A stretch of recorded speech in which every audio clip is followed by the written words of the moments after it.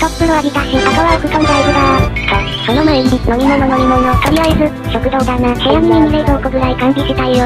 着いた。あとは冷蔵庫の飲み物を取ってトンズラだな。飲み物がすべてしぐれ汁ね。冷蔵庫にいっぱいに敷き詰めたのは、提督も飲み物を取りに来たんだね。お前かよ。えへへ。驚いた。提督のことはいついかなる時でも僕の飼い主。ゲフン。制裁なんだから当然だよね。しっかり。してますもんね。それ提督の分ね。ありがとう。違う。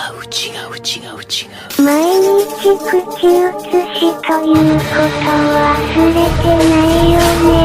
オーマイガー！豆腐だって一緒に入りたかったのに。人間実行すぎる。